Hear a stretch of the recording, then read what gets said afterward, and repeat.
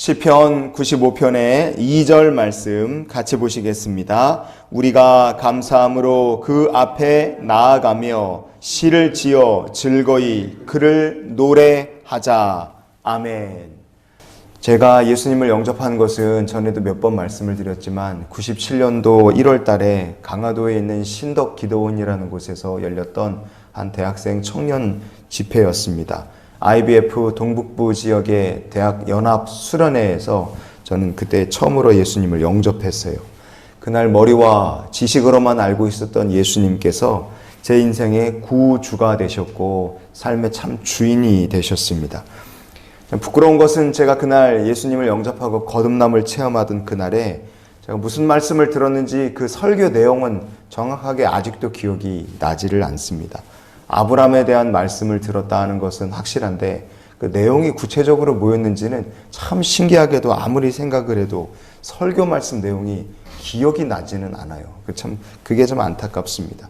그러나 수십 년이 지난 지금도 여전히 생생하게 기억나는 게 하나 있습니다. 그것은 제가 은혜 받던 그날 불렀던 수도 없이 감사함으로 눈물로 불렀던 찬송가는 지금도 정확하게 기억이 난다는 점입니다. 저는 은혜 받고 예수님을 영접하던 날 나 주님의 기쁨 되기 원하네 이 찬양을 아마 몇십 번도 더 부른 것 같아요. 최선을 다해서 나 주님의 기쁨이 되기를 원합니다. 그 찬양을 부르고 또 불렀어요. 처음에는 회개하고 눈물을 흘리면서 찬송가를 불렀고요. 그동안 목사의 아들로 살았고 신학생이었었고 사람들 앞에서 믿음이 있는 척 하고 살았으나 사실 저는 그때 믿음도 없고 신학생의 길이 아니라 다 때려치우고 이제 다른 길을 일반 대학을 가고 돈을 벌고 그냥 세상에서 마음껏 제 원하는 대로 살고 싶다는 생각에 사로잡혀 있었습니다. 주님의 기쁨도 아니었고 믿음도 없고 아무것도 아닌 저 자신이 그냥 남들을 속이고만 그러고 살았던 거예요. 근데 그렇게 회개하며 눈물을 흘리고 기도하고 찬양을 부르면서 저절로 기도와 회개가 터져나오고 그렇게 몇 시간을 그렇게 기도를 했습니다. 그리고 회개와 그리고 주님 앞에 눈물 콧물 범벅이 돼서 불렀던 찬양이 나중에는 감사의 찬양으로 그리고 기쁨의 눈물을 흘리며 그렇게 그 찬양을 계속 불렀어요. 그래서 저는 지금도 종종 나 주님의 기쁨이 되기를 원합니다. 이 찬양을 저 혼자서 부르기도 합니다. 그렇게 혼자 찬양을 하고 기도하면서 주님을 처음 영접했던 날의 그 감격과 기쁨을 제 안에서 다시금 되새기곤 합니다. 여러분, 우리가 오늘도 하나님께서 우리에게 은혜 주신 찬양들을 부르면서 사는 하루가 될 수 있기를 원합니다. 기쁨으로 즐겁게 주를 찬양하며 사는 성도, 그것이 우리가 해야 될 일이기 때문에 그래요. 오늘 우리가 읽은 이 본문 말씀을 보면 우리가 감사함으로 그 앞에 나아가며 그랬어요. 감사한 마음으로 하나님께 나아갈 성도가 해야 될 일이 무엇이냐? 시를 지어 즐거이 그를 노래하자 그랬습니다. 우리가 즐겁게 주님을 찬양하고 하나님의 이름, 그 주신 은혜, 감사한 일들을 주님 앞에 노래하며 기도하는 것이 우리가 해야 될 일인 줄 믿습니다.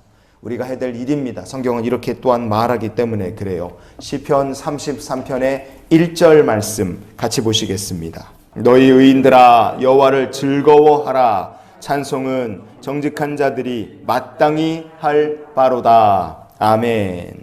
여호와를 즐거워하고 찬송을 한다. 그것은 정직한 자들이 마땅히 해야 될 일이라 성경은 말씀합니다.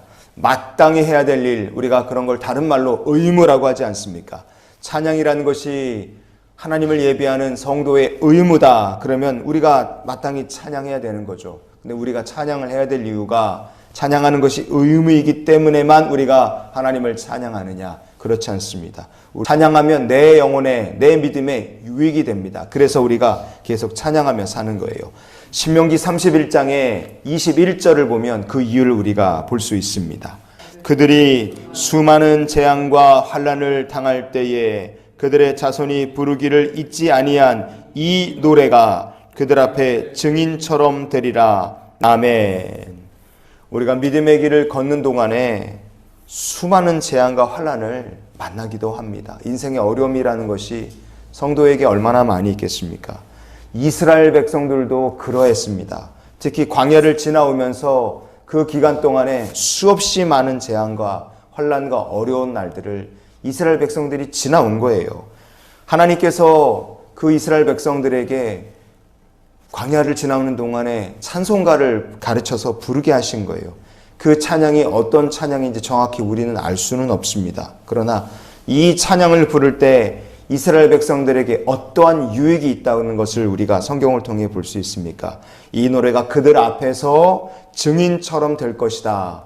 이스라엘 백성들에게 그렇게 말씀을 주신 거예요. 환난과 재앙을 만난다는 건 우리의 믿음이 위축이 되고 흔들리고 자칫 시험에 들기 딱 좋다는 얘기입니다. 그런데 그 순간에 우리의 마음속에 하나님의 언약이 지금까지 주님과 걸어온 삶이 참으로 멀게만 느껴지고 참 이렇게 무기력하고 연약하냐, 그렇게 우리가 낙심하게 된다 이겁니다.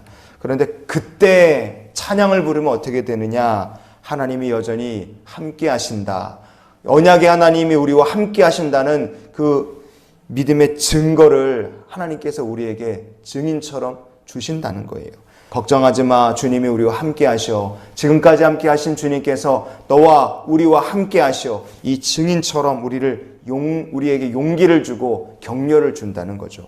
그래서 찬양을 하는 사람마다 아무리 힘들고 어려운 일을 만난다 할지라도 주님 약속하신 땅으로, 주님 맹세하신 언약을 향하여 다시금 더 전진할 용기를 얻어 나갈 수 있게 되는 줄 믿습니다.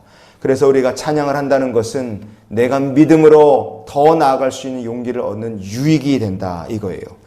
초기 감기운동을 설명할 때 존 웨슬리의 설교는 1마일을 가고 찰스 웨슬리의 찬송가는 10마일을 갔다, 이런 말을 사람들이 합니다. 그것은 찬양이라는 것이 어찌 보면 어떤 때는 설교 말씀보다 더 강력한 힘이 있기 때문에 그래요. 그래서 우리가 무엇을 하며 오늘을 살면 좋겠습니까? 하늘의 천군 천사들처럼 주님을 찬양하며 사는 모든 성도들이 되시기를 축복합니다. 우리가 그렇게 주를 찬양하며 살 때 하나님께서 우리에게 이런 축복을 더하여 주실 줄 믿습니다. 시편 149편의 5절과 6절을 오늘 말씀의 결론으로 같이 보시겠습니다. 성도들은 영광 중에 즐거워하며 그들의 침상에서 기쁨으로 노래할지어다. 그들의 입에는 하나님에 대한 찬양이 있고 그들의 손에는 두 날 가진 칼이 있도다. 아멘. 하나님께서 성도에게 은혜를 베풀어 주십니다. 그때 우리가 어떻게 될 수 있겠습니까? 은혜 베풀어 주시고 주 영광 중에 살아가는 성도, 할 일은 기쁨으로 노래하며 사는 거예요. 침상에 누워서도 어디를 가든 무엇을 하든 나가도 들어가도 우리 입술에는 하나님을 향한 찬양이 있는 성도가 되기를 원합니다. 그렇게 하나님을 찬양하며 사는 성도의 손에는 무엇을 하나님께서 들려주시느냐? 그 성도의 손에는 두 날 가진 칼이 있다고 오늘 우리가 방금 읽은 시편 말씀은 얘기합니다.